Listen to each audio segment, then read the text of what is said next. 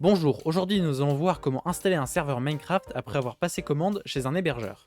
Pour ce tuto, je serai sur le site de Scorpia, donc une fois que vous avez choisi votre offre et que vous êtes sur votre panel, vous devriez tomber sur quelque chose qui ressemble à ça. Alors évidemment, entre les différents hébergeurs, ça peut changer, mais ça reste généralement très similaire. La première étape quand on veut installer un serveur Minecraft, c'est de définir quel Minecraft on veut. Est-ce qu'on veut des plugins, des mods ou rien du tout? Pour ce tuto, je vais partir du principe qu'on va installer des plugins. Pour un serveur Minecraft, tout ce qu'il y a de plus normal, vous pouvez vous rendre sur le site officiel et le télécharger juste ici. Si vous le voulez dans une version précédente, il vous faudra aller sur GetBucket, dans Download Vanilla, et là vous trouverez toutes les anciennes versions. Si vous voulez des plugins, ça sera exactement pareil, vous irez sur GetBucket, soit la dernière version ici, ou dans Download Spigot. Et enfin, si vous voulez des mods Forge, il vous faudra aller sur le site de Forge. Pour ce tuto, je vais le faire avec des plugins, donc je vais télécharger la dernière version de Spigot en 1.20.1. Je vais pouvoir télécharger le fichier en cliquant sur son nom, pas sur ce bouton mais bien sur le nom. Le téléchargement va commencer. Alors il se peut que votre navigateur vous dise que le fichier peut être dangereux, mais si c'est bien Spigot, le nom de votre version .jar, il n'y a pas de risque. Évidemment, si c'est jeugratuit.exe, bon. Après le téléchargement, vous allez devoir renommer le fichier en serveur.jar. Alors c'est serveur mais sans U parce que c'est en anglais. Une fois que c'est fait, vous retournez sur votre panel dans le dossier fichier et vous allez pouvoir déposer le fichier que vous venez de renommer. Parfait, une fois que c'est fait, vous retournez sur la console et vous faites Start. Vous attendez quelques instants. Ensuite, Scorpia vous propose directement d'accepter le ULA de Mojang. Alors là, dans le cas de Scorpia, on vous met directement un pop-up, mais c'est possible que d'autres hébergeurs ne mettent rien du tout. Donc vous pouvez soit l'accepter directement, sinon vous retournez dans Fichier et vous devriez trouver un fichier eula.txt.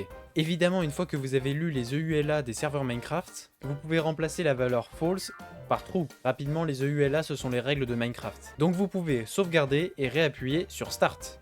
Voilà, donc c'est le premier démarrage, il est un peu plus long puisque le serveur doit générer tous les fichiers. Maintenant, si je récupère l'IP, que je démarre Minecraft, dans multijoueur, que je mette l'IP et que j'essaie de me connecter, eh bien on peut voir que le serveur fonctionne. Mais il nous reste encore quelques petites choses à voir. Déjà, on peut voir que si j'essaye d'ajouter le serveur, on peut voir que l'image par défaut est vraiment pas très belle et que le MOTD n'est pas vraiment très beau non plus. Le MOTD, c'est simplement le texte qui apparaît à côté du logo. On va déjà commencer par changer le Minecraft Server. En retournant dans la page dossier et dans le fichier server.properties, on va retrouver le MOTD à la ligne 12. Donc par défaut, il y a juste un texte tout bête comme ça. Donc je peux très bien le changer comme ça. Si je fais sauvegarder et dans la console je fais reload, je peux voir qu'avec un refresh, c'est déjà changé. On va pas se mentir, le gris comme ça, c'est vraiment pas beau. C'est pour ça que je vous conseille d'aller sur le site Minecraft Tools.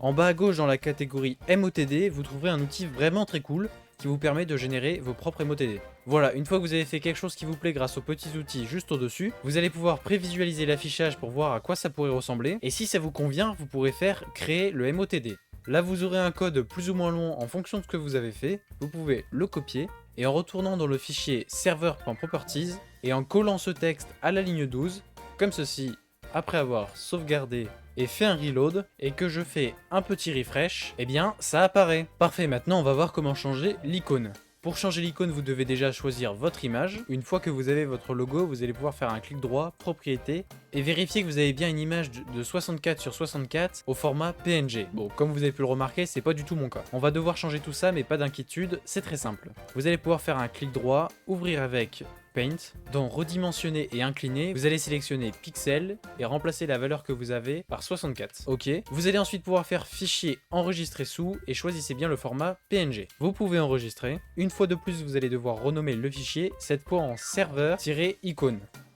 Voilà. Vous retournez dans vos fichiers et vous allez pouvoir refaire un glisser-déposer. Très bien.